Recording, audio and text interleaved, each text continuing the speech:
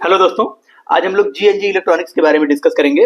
तो सबसे पहले हम लोग समझते हैं कि जीएनजी इलेक्ट्रॉनिक्स का बिजनेस मॉडल क्या है। इनका बिजनेस मॉडल बहुत यूनिक है और बहुत अच्छा बिजनेस मॉडल है। एक्चुअली ये लोग करते क्या है कि जीएनजी इलेक्ट्रॉनिक्स एक रिफर्बिशमेंट कंपनी है जो आईसीटी डिवाइसेज, आईसीटी मीन्स होता है इंफॉर्मेशन एंड कम्युनिकेशन टेक्नोलॉजी में जो डिवाइसेज यूज की जाती है। तो जो आईसीटी डिवाइसेज होती हैं जैसे लैपटॉप्स है, डेस्कटॉप्स है, टैबलेट्स है, सर्वर्स है एंड जो स्मार्टफोन होते हैं वो हैं। तो इन सबको ये सोर्स करते हैं, इनको रिफर्बिश करते हैं, फिर प्लस इनको फिर सेल करते हैं।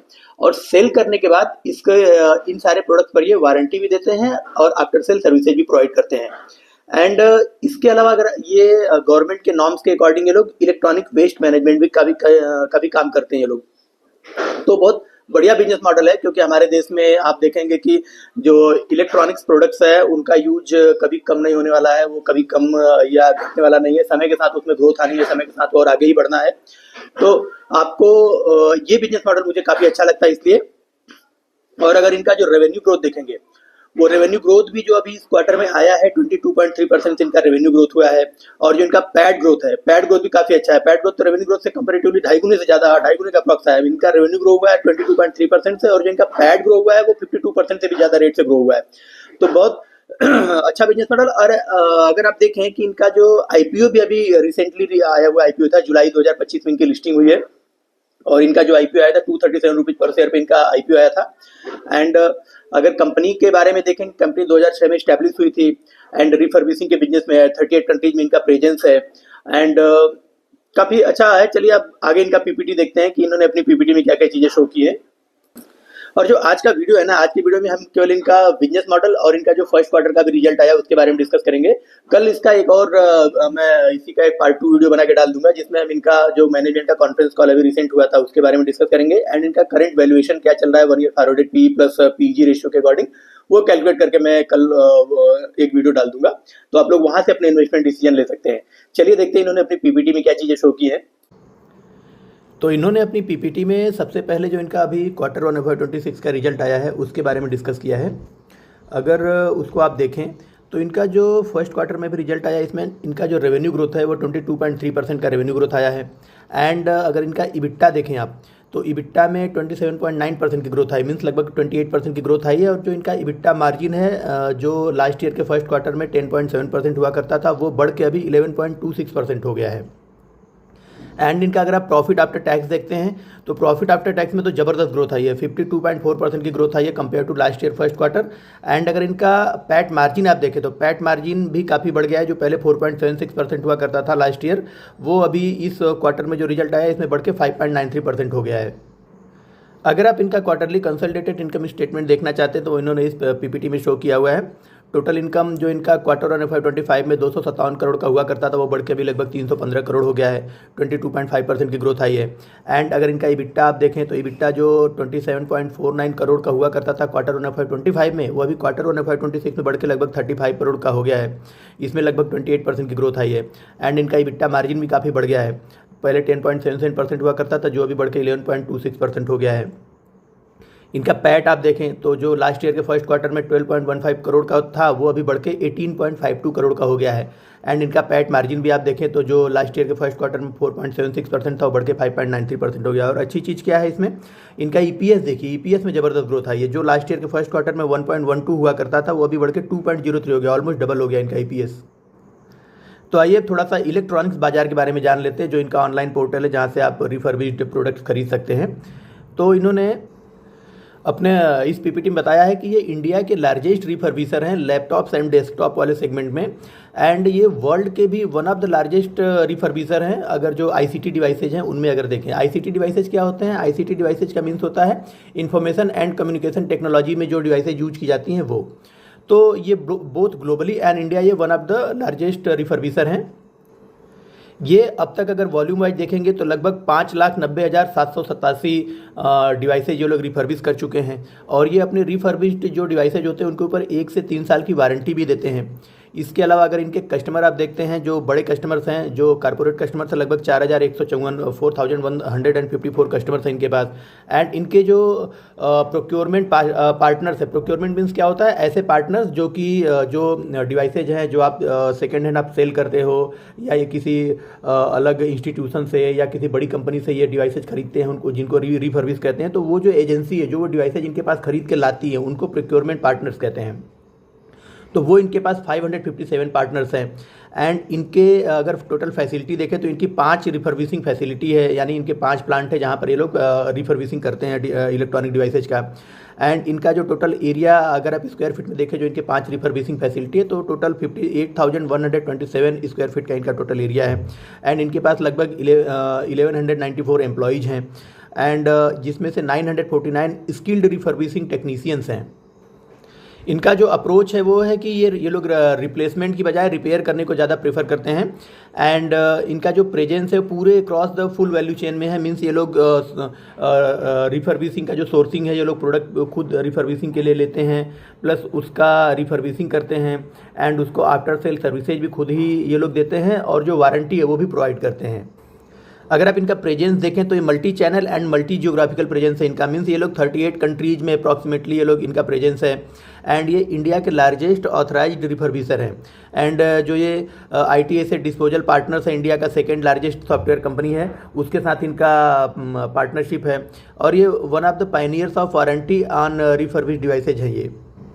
अगर इनका प्रोडक्ट पोर्टफोलियो आप देखें, जो प्रोडक्ट्स ये लोग रिफर्बिश करते हैं, तो उसमें लैपटॉप्स हैं, डेस्कटॉप्स हैं, टैबलेट्स हैं, सर्वर्स हैं, प्रीमियम स्मार्टफोन्स हैं, मोबाइल वर्क स्टेशंस हैं, और जो अदर एक्सेसरीज होते हैं, ये सारे के सारे प्रोडक्ट्स ये लोग रिफर्बिश करते हैं। अगर आप इनकी जर्नी देखते हैं तो इन्होंने 2016 में सबसे पहले अपना पहला प्लांट डाला था नवी मुंबई में, जो कि लगभग 1200 स्क्वायर फीट का प्लांट था। वहाँ से इन्होंने रिफर्बिशिंग करने का शुरुआत किया। फिर 2017 में इन्होंने क्या किया कि शारजाह UAE में, शारजाह में इन्होंने एक और प्लांट डाला रिफर्बिशिंग करने का। फिर उन्होंने 2018 में इनको माइक्रोसॉफ्ट के ऑथराइज्ड रिफर्बिशर हो गए, माइक्रोसॉफ्ट से इनको सर्टिफिकेशन मिल गया और ये लोग उनके लिए काम करने लगे। फिर उन्होंने क्या किया कि 2021 में इनको बहुत सारे सर्टिफिकेशन मिल गए, जैसे ISO 9001, 2015 एंड भी बहुत सारे सर्टिफिकेशन हैं जो कि आप यहाँ देख सकते हैं।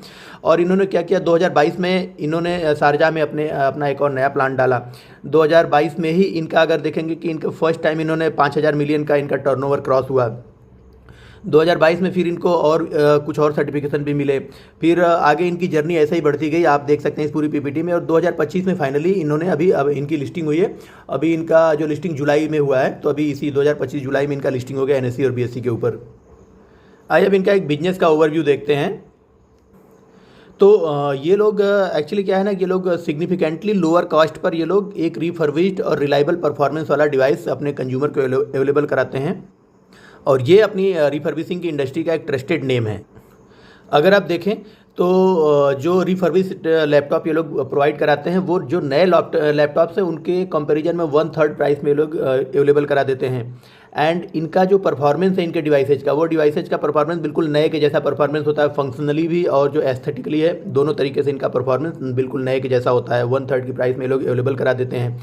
इसके अलावा ये लोग 1 से 3 साल की वारंटी भी प्रोवाइड करते हैं। इसके अलावा अगर आप इनका देखें तो स्ट्रॉन्ग ऑनलाइन विजिबिलिटी भी है।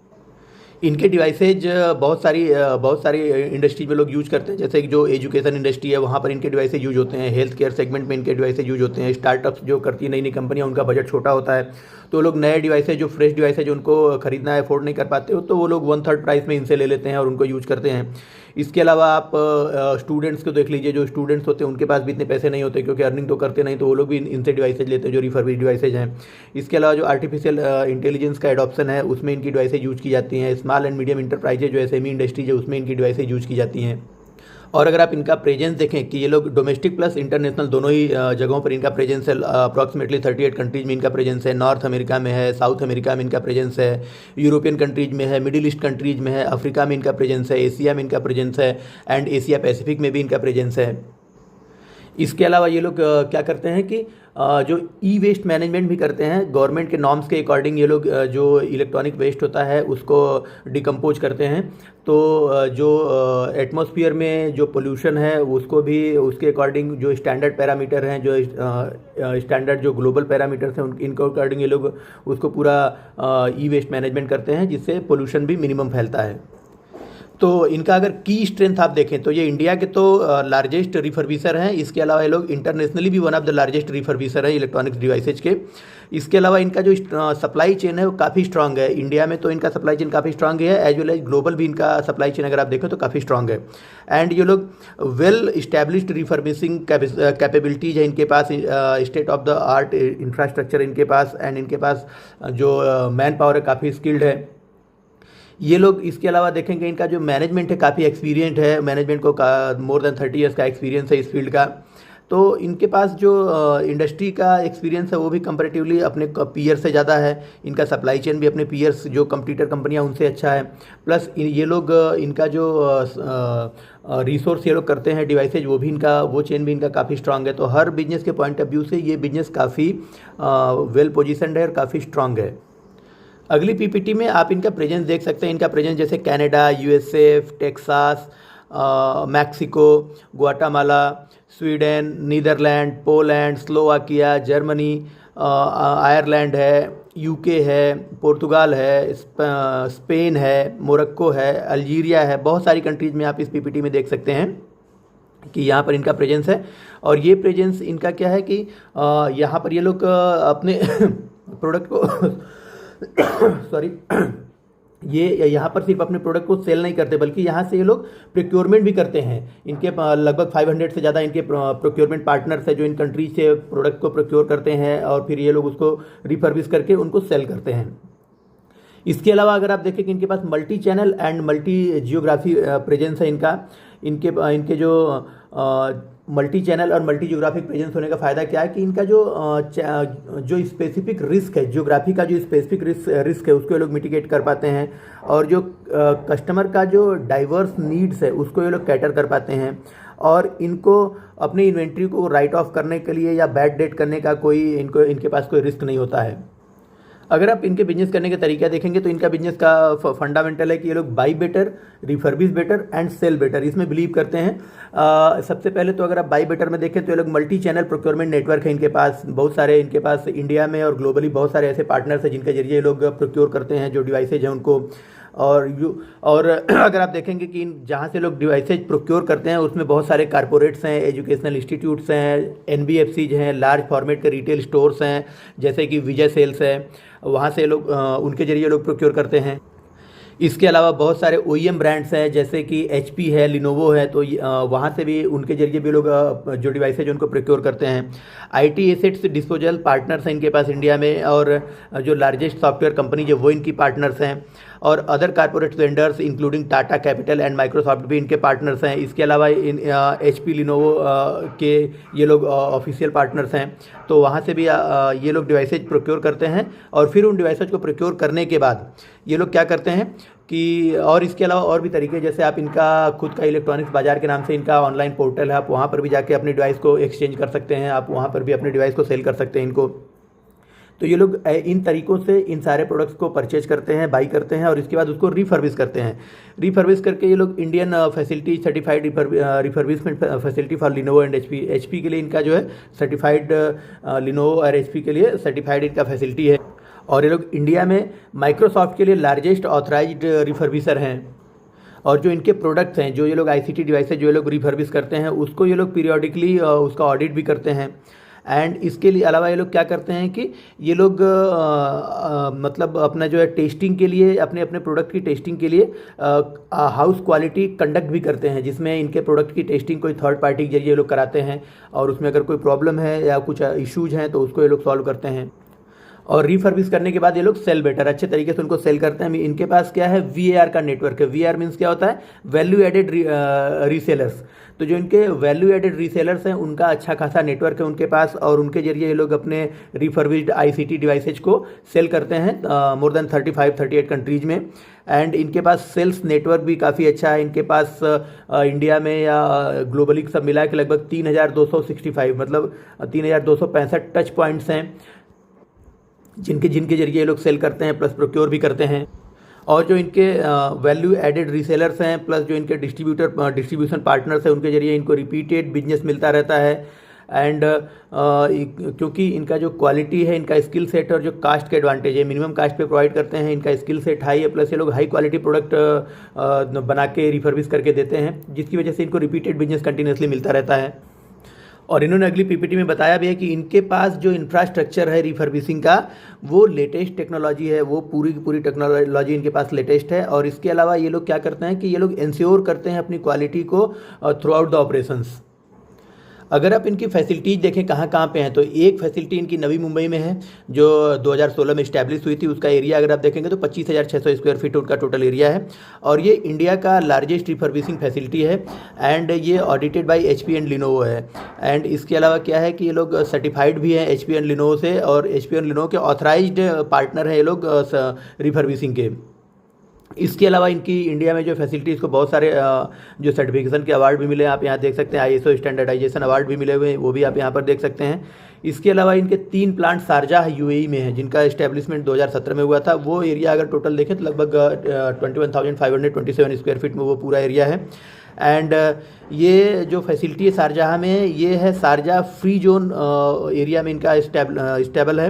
एंड यहाँ पर बहुत सारे बेनिफिट्स इनको गवर्नमेंट से मिलते हैं, और ये बहुत सारे बेनिफिट्स ये लोग जो एकोमोडेशन और अपने एम्प्लॉयज़ को प्रोवाइड करते हैं, और यहाँ भी इनको ISO का सर्टिफिकेशन मिला हुआ है। इसके अलावा इनका एक जो फैसिलिटी है वो डलास टेक्सास USA में है, जो 2024 में इस्टेब्लिश हुई थी। वो 11,000 स्क्वायर फीट में है। एंड इस फैसिलिटी से ये लोग USA के पूरा USA, north and south America को कवर करते हैं। और जो इनके सारी जो फैसिलिटी है, ये सारी की सारी facility round the clock surveillance, emergency alarm systems and advance anti theft sensor से लैब इक्विप्ड है। और ये इन्होंने जो ये इनके फैसिलिटीज है, ये सारे के सारे स्ट्रैटेजिकली ऐसी जगहों पर इन्होंने इस्टेब्लिश किया है जो कि मार्केट्स के बिल्कुल नज़दीक हो, ताकि इनका जो लॉजिस्टिक का कॉस्ट है वो बच जाए एंड इनका जो प्रॉफिट मार्जिन है वो बढ़े। अगली स्लाइड में आप इनकी फैसिलिटीज़ देख सकते हैं कि ये इनकी कुछ फैसिलिटीज़ हैं जो कि इन्होंने यहाँ पर शो किया है। अगली स्लाइड में मैनेजमेंट ने बताया कि इनके मॉडल को रेप्लिकेट करना काफ़ी टफ है, क्योंकि ये लोग स्क्रीनिंग एंड जो पार्ट रिपेयर है वो करने के साथ साथ ये लोग मदरबोर्ड भी रिपेयर करते हैं। इसके अलावा कुछ ऐसी स्पेशलाइजेशन रिपेयरिंग ये लोग करते हैं जो कि इंटरनेशनली ग्लोबली बहुत कम प्लेयर हैं जो कि उस लेवल का फैसिलिटी प्रोवाइड कर पाते हैं या फिर उस लेवल का रिफर्बिशिंग कर पाते हैं। और इनके पास जितना भी रिफर्बिशमेंट का एस्पेक्ट्स है वो सब इन हाउस प्रेजेंस है इनका। Screening, pre repair checks, 21 step refurbishing process, post repair quality checks and packaging, ये सारा का सारा ये लोग खुद करते हैं। तो इनके मॉडल को रेप्लिकेट करना इतना ईजी नहीं है, मैनेजमेंट ने इस PPT में शो किया है। और इनके पास प्रोडक्ट डाइवर्सिफिकेशन भी देखें तो काफ़ी ज़्यादा है, जिसकी वजह से इनको ये फैसिलिटी मिल जाती है कि ये लोग मार्केट की डिमांड के अकॉर्डिंग कोई भी नया प्रोडक्ट आता है तो उसका रिफर्बिशिंग की फैसिलिटी ये लोग अपने पास डेवलप कर लेते हैं। और इनके पास जो मैन पावर है जो वो ट्रेंड है, स्किल सेट टेक्नीशियंस हैं जो कि डिवाइसेज को बिल्कुल नए के जैसा ओरिजिनल स्टेट में, न्यू स्टेट में रिफर्बिश कर देते हैं। इनके पास अगर एम्प्लॉयज़ भी आप देखें तो लगभग 1200 एम्प्लॉयज़ हैं। ये लोग उन एम्प्लॉयज़ के लिए रेगुलरली कंडक्ट करते हैं ट्रेनिंग सेशंस जो कि क्रिटिकल एरिया कवर करता है, including internal and external parts overview, aesthetic and functionally enhancement, advance trouble shooting and LCD रिफर्बिशमेंट्स। और इनके पास अगर जो स्किल्ड रिफर्बिशिंग टेक्नीशियंस देखें तो वो भी लगभग 949 है। अगली स्लाइड में मैनेजमेंट ने दिखाया कि ये लोग ESG में भी काफ़ी काम कर रहे हैं। अगर आप देखें तो एनवायरनमेंट के लिए अगर आप देखें तो अगर आप कोई डिवाइस लें, इलेक्ट्रॉनिक डिवाइस, और उसको अगर रिप्लेस कर देते हैं तो वो जो डिवाइस आप रिप्लेस करेंगे उसको वेस्ट में डालेंगे, जिसकी वजह से क्या होगा कि जो इलेक्ट्रॉनिक वेस्ट है वो बढ़ेगा। तो ये लोग प्रीफर करते हैं रिपेयर करना कंपेयर टू रिप्लेसमेंट। तो रिपेयर ओवर रिप्लेसमेंट ये लोग मॉडल को ये लोग प्रेफर करते हैं, जिसकी वजह से क्या होगा कि इलेक्ट्रॉनिक्स वेस्ट है वो रिड्यूस होता है, उसका जनरेशन कम होता है। और जो रिफर्बिश डिवाइस होता है उसमें अगर आप उनका कार्बन फुटप्रिंट देखें तो वो भी नए नए डिवाइस के कंपैरिजन में काफ़ी कम होता है। एंड ये लोग क्या करते हैं कि जो बहुत सारे और ऐसे गवर्नमेंट के नॉर्म्स हैं उनके अकॉर्डिंग ये लोग जो डिकम्पोज होता है इलेक्ट्रॉनिक वेस्ट उसका डिकम्पोजिशन करते हैं, जिसकी वजह से देखेंगे कि ये गवर्नमेंट का जो विजन है कि लेस ई वेस्ट जनरेट करना है उससे अलाइन रखें अपने आप को और उसके अकॉर्डिंग ही ये काम करते हैं। अगर सोशल पॉइंट ऑफ व्यू से आप देखते हैं तो सोशल पॉइंट ऑफ व्यू से ये लोग जो प्रीमियम टेक्नोलॉजी है उसको अफोर्डेबल प्राइस पर लेके आते हैं। मीन्स अगर कोई ऐसा लैपटॉप है जिसका प्राइस ऐसा डिवाइस है जिसकी प्राइस मोर देन 1 लाख है या काफ़ी कॉस्टली है, तो उस डिवाइस को ये लोग रिफर्बिश करके 30-40 हज़ार 45 हज़ार में ये लोग सेल करते हैं। तो जो प्रीमियम टेक्नोलॉजी है जो सबके आउट ऑफ रीच है उस टेक्नोलॉजी को ये लोग जो मीडियम अर्नर व्यक्ति है जो उसके पास इनकम का जनरेशन कम है, जिसके पास पैसा कम है, उस तक भी ये लोग पहुंचाते हैं। तो सोशली भी इनका काफ़ी अच्छा है। 38 कंट्रीज में इनका प्रेजेंस है, 4000 से ज़्यादा इनके सेल्स टच पॉइंट्स हैं। एंड इसके अलावा जो इनका कारपोरेट्स हैं, बड़े बड़े कारपोरेट्स के साथ इनका पार्टनरशिप है। तो उनके साथ क्या होता है कि ये लोग उनके जो सस्टेनेबिलिटी का जो गोल होता है उसको मीट करते हैं। मीन्स वो लोग अगर अपने डिवाइस को अगर डिकम्पोज करेंगे तो उसमें जो सस्टेनेबिलिटी है वो इम्पैक्टेड होगा, पोल्यूशन ज़्यादा जनरेट होगा। लेकिन ये लोग क्या करते हैं कि उसको रिपेयर करते हैं, रिफर्बिश करते हैं, तो वो जो पोल्यूशन है जो जनरेशन होने वाला था उसको ये लोग बचाते हैं। तो इसके साथ क्या होता है कि उन कंपनियों का जो सस्टेनेबिलिटी का गोल है उसको भी ये लोग अचीव करने में उनकी हेल्प करते हैं। इनके पास 950 के आसपास स्किल्ड वर्कफोर्स है, रिफर्बिश टेक्नीशियन की एक अच्छी खासी टीम है। और अगर गवर्नेंस पॉइंट ऑफ व्यू से देखें तो ये लोग जो ई वेस्ट जनरेशन है उसके डिकम्पोजिशन में एज पर ग्लोबल नॉर्म्स ये लोग काम करते हैं, एज पर ग्लोबल स्टैंडर्ड काम करते हैं, जिसकी वजह से जो गवर्नमेंट है या जो गवर्नेंस का पॉइंट ऑफ व्यू उसके अकॉर्डिंग भी ये लोग इनका परफॉर्मेंस अलाइंड है। इंडस्ट्री अपॉर्चुनिटी की बात अगर हम लोग करें तो ग्लोबली अगर आप देखते हैं कि जो used and refurbished electronics market है वो कैलेंडर ईयर 18 में कैलेंडर ईयर 2018 में लगभग $170 बिलियन का था, जो कि एक्सपेक्टेड है कि कैलेंडर ईयर 2028 कैलेंडर ईयर 28 तक ये लगभग $335 बिलियन का हो जाएगा। मीन्स लगभग डबल हो जाएगा ये अगले 10 सालों में। और अगर आप यूएसए में देखें तो वो कैलेंडर ईयर 18 में $45 बिलियन का था कि जो कि कैलेंडर ईयर 28 तक $70 बिलियन का अप्रॉक्सीमेट हो जाएगा। और अगर आप उसको इंडिया में देखते हैं तो इंडिया में उसमें और भी ज़्यादा ग्रोथ है। कैलेंडर फाइनेंशियल ईयर 19 में $11 बिलियन का इंडस्ट्री था, जो कि एक्सपेक्टेड है कि फाइनेंशियल ईयर 29 तक लगभग $35 बिलियन की इंडस्ट्री हो जाएगी। तो इंडिया में काफ़ी ज़्यादा ग्रोथ का आगे फ्यूचर नज़र आता है। वैसे अगर आप रिफर्बिश पीसी मार्केट देखें तो कैलेंडर ईयर 18 में लगभग $10 बिलियन का था वर्ल्ड वाइड, जो कि कैलेंडर ईयर 28 में $38 बिलियन का हो जाएगा। और अगर उसको कंपैरेटिवली इंडिया से देखें तो इंडिया में $0.2 बिलियन का था कैलेंडर फाइनेंशियल ईयर 19 में, जो कि 29 में FY29 में लगभग $3 बिलियन का हो जाएगा। मीन्स कि यहाँ से काफ़ी ज़्यादा ही स्कोप है। इंडिया में तो हर चीज़ का स्कोप काफ़ी ज़्यादा नज़र आता है कंपैरेटिवली ग्लोबल अगर आप देखें तो। और अगर आप नंबर ऑफ प्लेयर देखें जो इस फील्ड में है, जो रिफर्बिशिंग के फील्ड में, तो किसी भी प्लेयर का ग्लोबली अगर मार्केट शेयर देखेंगे तो 5% से ज़्यादा किसी का नहीं है।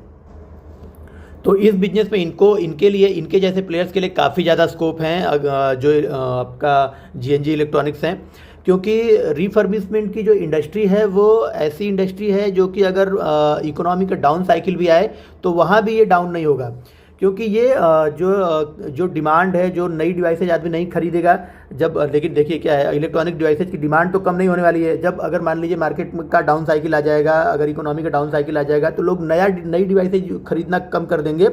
तो लेकिन जो रिफर्बिश डिवाइसेज है वो तो खरीदेंगे, क्योंकि इलेक्ट्रॉनिक्स का जो रिक्वायरमेंट है, इलेक्ट्रॉनिक्स प्रोडक्ट का, ICT डिवाइसेज का जो रिक्वायरमेंट है वो तो खत्म नहीं होने वाला, वो लोगों को पड़ेगा। तो लोग क्या करेंगे कि नई डिवाइसेज नहीं खरीदेंगे लेकिन रिफर्बिश डिवाइसेज खरीदेंगे, क्योंकि वो लगभग 1/3 प्राइस में उनको मिल जाएगा। तो इनका बिजनेस काफ़ी सेफ नज़र आता है और इनका बिजनेस ऐसा है जिसको आने वाले समय में कंपटीशन से भी ज़्यादा इम्पैक्ट नहीं होगा। और आने वाले समय में इसमें ग्रोथ का काफ़ी ज़्यादा अपॉर्चुनिटीज़ है, क्योंकि अभी जो ऑर्गेनाइज मार्केट सेक्टर जो है रिफर्बिशिंग में वो काफ़ी कम है और ये काफ़ी स्ट्रांग पोजीशन में है। और अगर आप देखें तो reuse is the best form of recycling. अगर कोई डिवाइस है जिसको आप रिफर्बिश के लिए रिफर्बिशर जो रिफर्बिशिंग इंडस्ट्री का प्लेयर है वो आपसे लेता है, तो आपको हायर वैल्यू पे करेगा। और जो स्क्रैप डीलर अगर आप उसको बेचेंगे तो वो कंसिडरेबली आपको लोअर वैल्यू पे करेगा। इसके अलावा जो कस्टमर का कन्वीनियंस है कि ये आपको शिपिंग का कोई प्रॉब्लम नहीं, वो आएगा आपके घर से आपको आपका प्रोडक्ट परचेज करके लेके जाता है। और जो स्क्रैप डीलर है उसके पास आपको खुद जाके अपने प्रोडक्ट को सेल करना पड़ेगा। इसके अलावा इन डेप्थ प्रोडक्ट असेसमेंट भी ये लोग करते हैं, प्रोडक्ट कंप्रेहेंसिवली असेसमेंट करते हैं और उसके बाद आपको उसका फेयर प्राइसिंग पे करते हैं। और जो स्क्रैप डीलर है वो तो किलो के भाव में खरीदेगा आपका प्रोडक्ट और आपको पैसा बिल्कुल मिनिमम देगा। इसके अलावा जो एनवायरमेंटल इम्पैक्ट है वो आप अगर जो अपने प्रोडक्ट को रिफर्बिश प्लेयर को सेल करते हैं या वो आपसे परचेज करता है तो वो उसको डिकम्पोज नहीं करेगा, उस प्रोडक्ट को वो लोग रिफर्बिश करेंगे, तो जो एटमॉस्फेयर में एनवायरमेंटल में जो इम्पैक्ट है वो कम पड़ेगा। और जो स्क्रैप डीलर है वो क्या करेगा, उसमें कुछ पार्ट्स हैं जो यूज किए हैं उनको ले लेगा, बाकी सारे पार्ट्स को डंप कर देगा, तो एनवायरमेंट में काफ़ी पोल्यूशन वो क्रिएट करेगा। इसके अलावा डाटा सिक्योरिटी भी आपकी इनके साथ रिफर्बिशिंग प्लेयर के साथ ज़्यादा रहेगी। वो आपके सामने आपके डिवाइस के पूरे डाटा को इरेज करेंगे और फिर आपकी डिवाइस लेके जाएंगे। और अगर आपका जो स्क्रैप डीलर आप उसको देते हैं तो मे भी अगर आपका कोई डाटा उसमें रह गया तो वो आपके सामने कुछ इरेज नहीं करेगा, वो जाके उसको वहाँ से पिक आउट कर सकता है और आपको उसका मिसयूज कर सकता है। और अगर आप इसको वैल्यू प्रोपोजिशन में भी अगर आप देखेंगे कि रिफर्बिश्ड जो प्रोडक्ट आप खरीद कर रहे हैं उसको कंपेयर करेंगे न्यू डिवाइसेस से, तो जो आपको रिफर्बिश्ड डिवाइस है वो लगभग 40-50% चीपर मिलती है और न्यू डिवाइस आपको एमआरपी पे खरीदनी पड़ेगी। और जो क्वालिटी एंड कंडीशन अगर आप देखें तो रीस्टोर्ड जो रिफर्बिश्ड डिवाइस है वो लगभग नए के जैसे ही काम करेगी, और नया तो ऑब्वियसली फ्लॉलेस एक्सपीरियंस उससे आपको मिलने वाला है। एनवायरमेंटल का इम्पैक्ट भी अगर आप देखेंगे तो ये रिफर्बिश्ड डिवाइस से रिड्यूस होगा, ये जो इलेक्ट्रॉनिक्स वेस्ट है वो रिड्यूस होता है। और जो नई डिवाइस होती है उसमें कार्बन इमिशन ज़्यादा होता है कंपेयर टू रिफर्बिश डिवाइसमेंट। तो हर तरीके से रिफर्बिश जो डिवाइसेज हैं वो काफ़ी इम्पैक्टफुली काफ़ी बेटर हैं कंज्यूमर के लिए। आइए अब इनका जो है एनुअल फाइनेंशियल हाइलाइट्स देखते हैं। तो अगर आप इनका एनुअल फाइनेंशियल हाइलाइट देखते हैं तो इनका ट्रैक रिकॉर्ड प्रॉफिटेबिलिटी में काफ़ी कंसिस्टेंट है। अगर आप इनका FY23 से FY25 के बीच का जो इनका ऑपरेशन फ्रॉम रेवेन्यू देखें तो इनका रेवेन्यू 46% से ग्रो हो रहा है, जो कि बहुत ही अच्छा है। मतलब पिछले 3 सालों में अगर 46% से कोई कंपनी ग्रो हो रही है तो इतनी अच्छी, मतलब बहुत अच्छी बात है, बहुत बड़ी कंपनी मेरे पॉइंट ऑफ व्यू से ये। और अगर इनका इबिटा आप देखें तो लगभग 60% से ग्रो हो रहा है पिछले 3 सालों से, तो ये भी बहुत अच्छा है। और इनका इबिटा मार्जिन भी आप देखें तो पहले 7.59 हुआ करता था, FY23 में 7.59% हुआ करता था, जो अभी बढ़ के लगभग 9% के आसपास हो गया, तो ये भी अब अपवर्ड डायरेक्शन में मूव कर रहा है। और अगर आप इनका प्रॉफिट आफ्टर टैक्स देखें तो लगभग 4.9% हुआ करता था FY23 में, जो अभी FY25 में बढ़ के लगभग 5% के आसपास हो गया है। और पैट में लगभग 45-46% से ग्रो कर रहा है पिछले 3 सालों से, ज़बरदस्त है। ROCE और ROE अगर आप देखते हैं तो ये भी अच्छे खासे ठीक ठाक डायरेक्शन में, अपवर्ड डायरेक्शन में मूव कर रहे हैं। जो ROE है 29% के आसपास हुआ करता था, जो अभी बढ़ के 30% से ऊपर हो गया है, और ROCE लगभग वहीं पे है। तो ये जो फाइनेंशियल के हर पैरामीटर पे इनका परफॉर्मेंस ज़बरदस्त है। और इनके बिजनेस के जो इनका बिजनेस मॉडल वो भी काफ़ी स्ट्रांग है, तो आगे इनका बिजनेस हमें काफ़ी अच्छा नज़र आता है।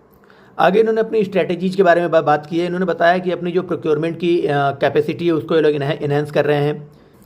ये लोग अपने जो फुटप्रिंट है अलग अलग कंट्रीज़ में ये लोग अपनी रीच बढ़ा रहे हैं, अपना जो प्रेजेंस है उसको अलग अलग इंडिया के साथ साथ बहुत सारी नई कंट्रीज़ में भी अपना प्रेजेंस ये लोग डिपेंड कर रहे हैं, बढ़ा रहे हैं। इसके अलावा ये लोग फोकस कर रहे हैं environmental, social and government ESG के ऊपर, स्टैंडर्डाइज करने के ऊपर। तो ये सारे ही इनके आगे आने वाले समय में जो इनकी स्ट्रैटेजीज है ये पॉजिटिव हैं और इनके पूरे बिजनेस को अपवर्ड डायरेक्शन में लेके जाएंगी। अगर आप इनके उस बिजनेस को जो इनका स्ट्रेटजीज है उसको थोड़ा सा ब्रीफ में देखें तो ये लोग पेनिट्रेट कर रहे हैं नई नई जियोग्राफीज में, नए नए रिलेशनशिप बना रहे हैं, नए रिलेशनशिप डेवलप कर रहे हैं अलग अलग कस्टमर्स के साथ ये लोग। इसके अलावा नए चैनल्स पार्टनर्स ये लोग बना रहे हैं जिसके जरिए लोग अपना प्रेजेंस और अच्छा कर रहे हैं। प्लस ये लोग अफोर्डेबल प्राइस पे अपने डिवाइसेज अवेलेबल करा रहे हैं और अच्छी क्वालिटी के प्रोडक्ट अवेलेबल करा रहे हैं।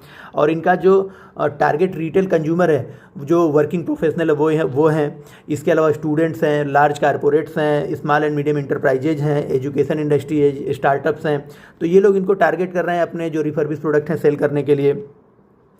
इसके अलावा अगर आप देखें कि इनको 10 सालों से ज़्यादा का एक्सपीरियंस है, इनके पास मॉडर्न एंड एडवांस फैसिलिटीज़ है सारी की सारी, प्राइसिंग का लीवरेज है इनके पास, plus high quality affordable products ये लोग रिफर्बिश करते हैं।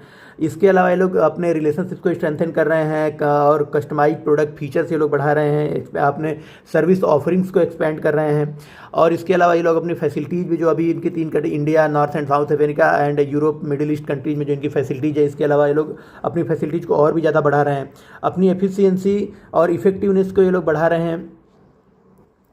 तो सारे ही पैरामीटर पे अगर आप देखें तो ज़बरदस्त है इनका बिजनेस, और आगे आने वाले समय में हमको इनके बिजनेस में और ज़्यादा ग्रोथ होती हुई दिखाई देगी। और करंटली अभी इनका नया आईपीओ आया है, तो आप इसमें इन्वेस्ट कर सकते हैं। एंड फर्दर जैसे जैसे इनका बिजनेस ग्रो होगा उसके साथ साथ आप भी ग्रो करते जाएंगे। बाकी इन्वेस्ट करने न करने का डिसीजन आपका अपना रहेगा। बाकी इस पीपीटी में आप देख सकते हैं कि कैसे ये लोग अपने जो प्रोक्योरमेंट पार्टनर्स हो उसको बढ़ा रहे हैं। FY22 में 157 हुआ करते थे, जो H1 FY25 में लगभग 450 पार्टनर्स हो गए इनके। इसके अलावा ये हर पैरामीटर के बारे में जैसे नए रिलेशनशिप बना रहे हैं, कम्युनिकेट कर रहे हैं अपने वैल्यू प्रोपोजिशन को वाइडर ऑडियंस तक, एक्सपेंड कर रहे हैं अपने प्रोक्योरमेंट बेस को। इसके अलावा HP और लिनोवो के साथ इनका टाई अप है, उनके ऑथराइज्ड रिफर्बिशिंग एजेंट हैं ये लोग। इसके अलावा ये लोग इनके इलेक्ट्रॉनिक्स बाजार के नाम से इनका अपना खुद का एक मार्केट प्लेस है, जहाँ से आप इनके प्रोडक्ट परचेज कर सकते हैं। ये लोग नई नई ज्योग्राफीज में एंटर कर रहे हैं। तो प्लस आप देखेंगे कि इनके बिजनेस के सारे पैरामीटर्स पे लोग अच्छा परफॉर्म कर रहे हैं। प्लस इसमें आप अपने फर्दर आगे डिसीजन ले सकते हैं। और अगर आपको इससे इनके बिजनेस से रिलेटेड कोई क्वेश्चन है तो आप लोग कमेंट बॉक्स में डालें। आई एम श्योर कि I will answer all the questions. Thank you.